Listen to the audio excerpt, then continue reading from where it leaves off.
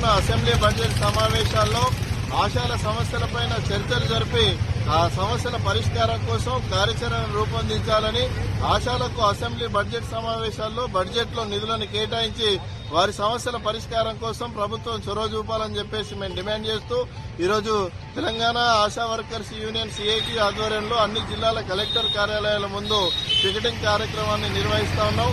ఆశాల సమస్యల పరిష్కారం కోసం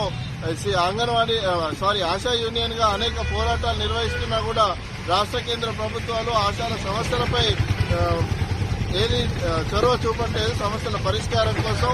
కాబట్టి ఆశాలు అనేక సంవత్సరాల నుండి 20 సంవత్సరాల నుండి ఈరోజు సేవలు అందిస్తా ఉన్నారు.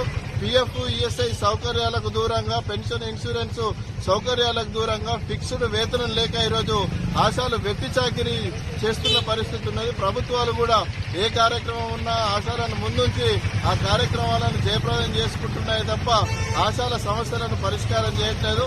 మేము సిఐటిగా డిమాండ్ చేస్తున్నది ఒకటే, ఆశాలను ప్రభుత్వ ఉద్యోగులుగా గుర్తించాలి. ఫిక్స్డ్ వేతనం 18,000 రూపాయలు ఇవ్వాలి. పిఎఫ్, ఈఎస్ఐ, పెన్షన్, ఇన్సూరెన్స్ సౌకర్యాలు కల్పించాలి. రిటైర్మెంట్ బెనిఫిట్స్ 5 లక్షల రూపాయలు ఇవ్వాలి. ప్రమాద బీమా 50 లక్షల రూపాయలు ఆశాలకు చెల్లించాలి. అదేవిధంగా ఏదైతే జిల్లా కేంద్రాలలో ఉన్న ఆసుపత్రులు ఉన్నాయో ఆశాలకు వెయిటింగ్ రూమ్లు ఇవ్వాలి.